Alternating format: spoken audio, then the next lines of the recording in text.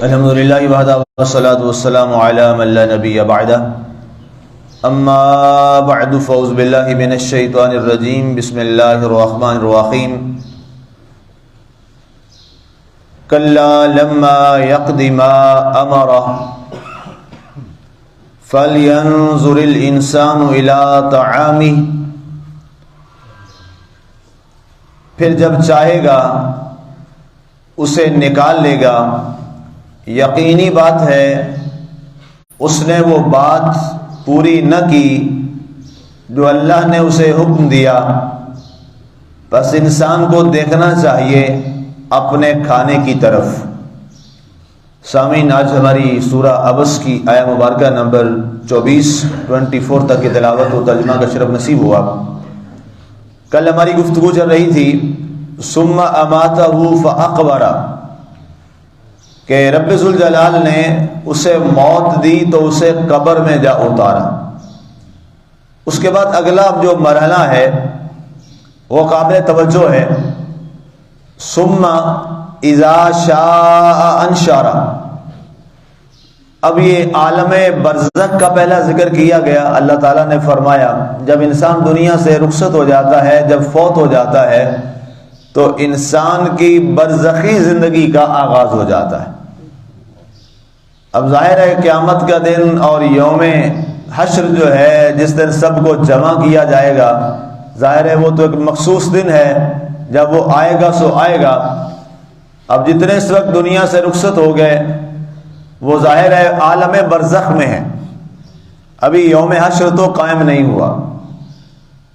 اب اصل جو زندگی ہے، جو درست بات ہے وہ یہی ہے کہ حقیقی جو زندگی ہے وہ وہی ہے جو دنیا سے جانے کے بعد ہے۔ اگر آپ غور فرمائیں تو اللہ تعالیٰ نے قرآن پاک میں اس ترتیب کو بھی ذکر کیا، اور اس کا درس آپ سن آئے وہاں 29ویں پارے کی پہلی سورہ مبارکہ میں، اور ابتدائی آیت کے اندر تبارک الذی خلق الموت والحیات، برکت والی ہے وہ ذات جس نے موت اور حیات کو پیدا کیا۔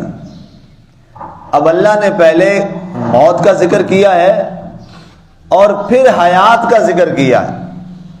حالانکہ ہم جس کو دیکھتے ہیں ہمارے ہاں تو بات اور ہے، پہلے ہماری زندگی ہے اور پھر اس کے بعد موت آتی ہے۔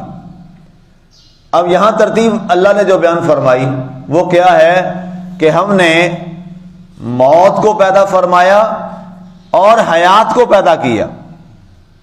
اللہ تعالیٰ ہم نے تو یہ دیکھا کہ ہمیں پہلے تو نے زندگی عطا فرمائی، ہم دنیا میں آئے، اور پھر اس کے بعد ہمیں موت آتی ہے، اور موت کے بعد پھر اگلے جو مراحل ہیں وہ الگ ایک معاملہ ہے۔ لیکن یہاں پر تیرا کلام ہمیں یہ فرما رہا ہے کہ خلق الموت والحیات، کہ پاک ہے، برکت والی ہے وہ ذات جس نے موت اور حیات کو پیدا کیا۔ تو حقیقت قرآن کے ان الفاظ سے یہ سمجھ آئی کہ اصل زندگی ہی میاں وہ ہے جو مرنے کے بعد شروع ہوتی ہے، یہ حیات کچھ نہیں ہے۔ اور اس کی وضاحت میں قرآن کی ایک اور آیت مبارکہ سے کر دیتا ہوں، جو کہ قرآن جو ہے، پورا قرآن وہ آپس میں ایک دوسرے کے ساتھ ایسے لڑی کے ساتھ لڑی جڑی ہوئی ہے، آیت کے ساتھ آیت ایسے جڑی ہوئی ہے۔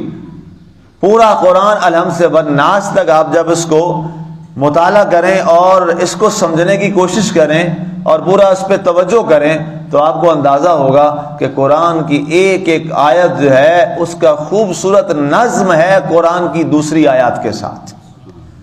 اب اللہ کیا فرماتا ہے، وَمَا الْحَيَاةُ الدُّنْيَا إِلَّا لَهْوٌ وَلَعِبٌ، کہ لوگوں دنیا کی زندگی ہے، جو دنیا کی زندگی جو تم دیکھتے ہو، اس کی رنگینیاں اور آفرینیاں تم دیکھتے ہو، سب کچھ دیکھتے ہو، یہ کیا ہے؟ یہ محض ایک کھیل تماشا ہے۔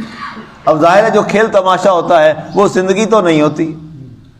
کھیل تماشا تو بھائی کھیل تماشا ہے، وہ بالکل ایسے لگتا ہے اور اس کے بعد وہ ختم ہو جاتا ہے۔ کوئی باہر کھیل تماشا کوئی لوگ لگاتے ہیں، کوئی ایک میجیشین آتا ہے، وہ ایک تھوڑا سا تماشا لگاتا ہے، لوگ اکٹھے ہوتے ہیں، ختم ہوا آدھے گھنٹے 20 منٹ کے بعد، اس کے بعد ختم ہو گیا۔ یہ کیا ہے؟ تماشا تھا جی، کیا اس کا کوئی مقصد ہوتا ہے؟ کچھ بھی نہیں ہوتا. کیا اس سے کوئی مقصد حیات حاصل ہوتا ہے؟ کچھ بھی نہیں ہوتا. کیا جی تماشا تھا اور ختم ہو گیا.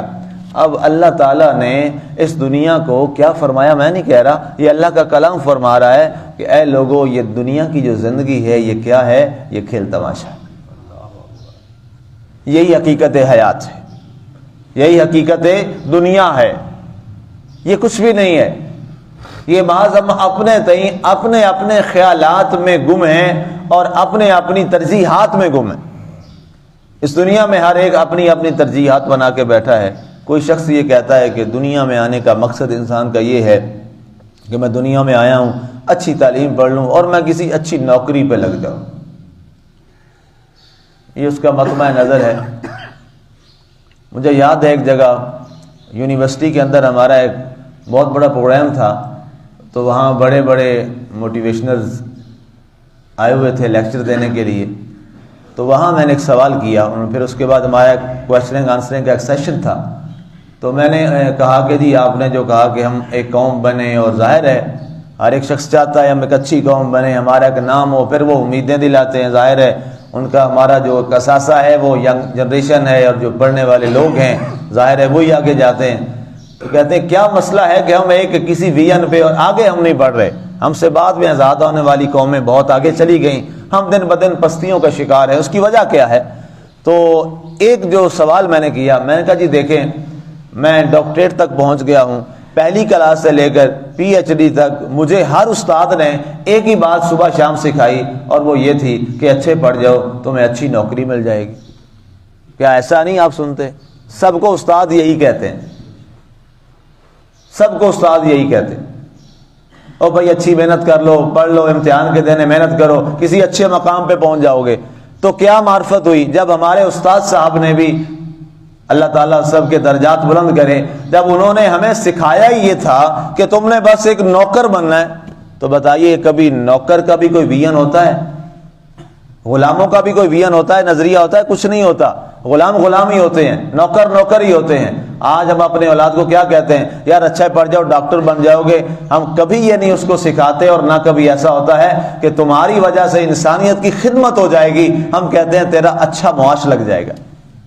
اور پھر ہوا کیا؟ ہمارا ڈاکٹر سارا کچھ بننے کے بعد وہ ایک بہترین قسم کا بزنس چلاتا ہے. اور اس وقت لوگ کیوں سارے اپنی اولاد کو ڈاکٹر اور انجینئر بنانے پہ لگے ہوئے ہیں؟ کیا وجہ؟ کیا یہاں کوئی جنت کی ٹکٹ تقسیم ہوتی ہے؟ کیا وہ حرم میں بیٹھتا ہے؟ کیا وجہ ہے؟ ایک ہی وجہ ہے ہمارے پیش نظر، پیسہ اچھا آ جائے گا.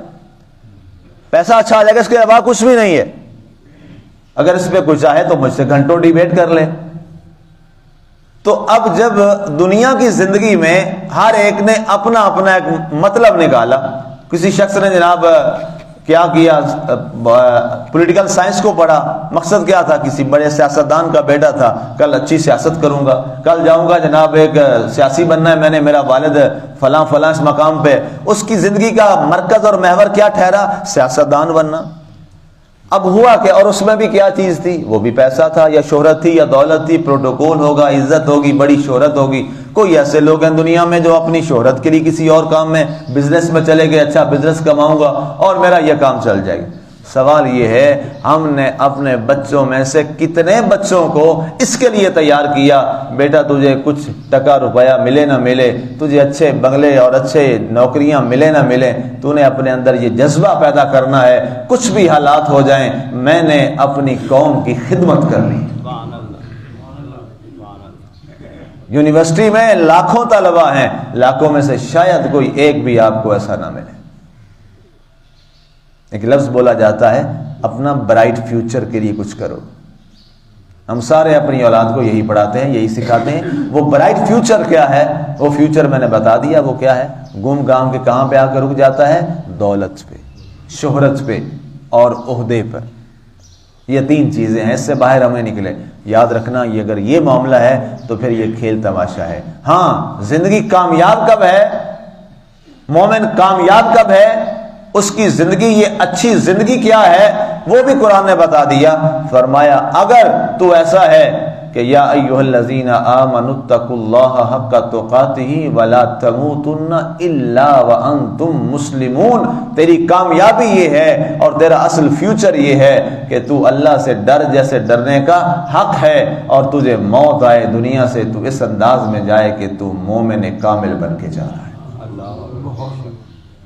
اگر تو ایسا ہوا کہ ہم دنیا سے جاتے ہوئے مومن کامل بن کے گئے، اور پھر ایسا ہوا کہ ہمارے جب دنیا سے رخصت ہوتے ہیں تو بے شمار بخاری اور مسلم شریف کی حدیث آپ کو مل جائیں گی. میں نے کئی دفعہ وہ ذکر بھی کر دی کہ اللہ تعالیٰ اپنے عرش تک تمام آسمانوں میں ملائکہ سے اعلان کرواتا ہے، ہر آسمان پہ کہ اعلان کر دو، منادی کر دو آسمانوں میں، آج زمین سے ایک پاکیزہ روح ہمارے پاس آ رہی ہے.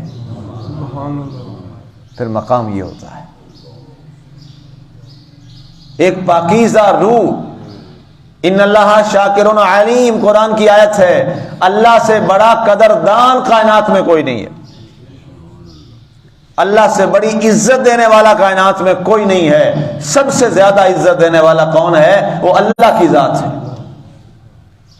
جو شخص اپنی زندگی کو اللہ کے لیے وقف کر دیتا ہے، اور اللہ تعالیٰ کا راستہ کیا ہے؟ ظاہر ہے وہ اللہ کو ہم نے تو نہیں دیکھا، نہ اللہ ہمارے سامنے کسی جسم کی صورت میں ظاہر ہے. ہمیں تو کیا ہے، دنیا میں ذات رسول صلی اللہ علیہ وسلم نے ہمیں بتایا یہ سارے معاملات. تو ساری کائنات کا مرکز و محور جس کو دیکھ کر ہم اللہ تک پہنچتے ہیں وہ کیا ہے؟ وہ ذات رسول صلی اللہ علیہ وآلہ وسلم. اور پھر جس انسان نے بھی اس مقصد حیات کو لیا تو پھر کیا ہوا؟ اللہ تعالیٰ نے انہیں اس عظمت سے نوازا کہ آج 1440 ہجری ہو گئی ہے، پونے 1500 سال بیت گئے. آج بھی ہمارے جہاں مقدس در و دیوار ہوتے ہیں وہاں پہ ان لوگوں کے نام لکھے ہوئے ہیں. آج دنیا آج بھی ابو بکر صدیق کو یاد کرتی ہے. دنیا آج بھی جناب سیدنا فاروق اعظم، جناب عثمان ذو النورین، جناب علی مرتضی شیر خدا رضی اللہ تعالیٰ عنہما اور باقی صحابہ کرام ان کو یاد رکھتی ہے. کیا وجہ تھی؟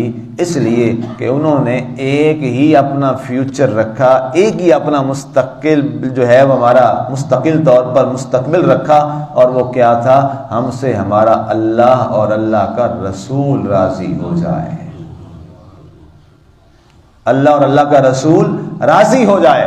اور جب انسان اس منشا پہ نکل پڑتا ہے تو قرآن نے بڑا واضح فرمایا. میں نے ابھی کوئی حدیث آپ کے سامنے نہیں رکھی، قرآن کے حوالے، آیات کے حوالے دیتا جا رہا ہوں، ٹھیک ہے، تاکہ قرآن تو ظاہر ہے ایک اتمی کتاب ہے. کیا فرماتا ہے؟ والذین جاہدوا فینا لنہدینہم سبلنا. وہ لوگ جو ہماری راہ میں ہم تک پہنچنے کی کوشش کرتے ہیں ہم ان کے لیے بہت سے راستے کھول دیتے ہیں. سبیل کی جمع ہے سبل.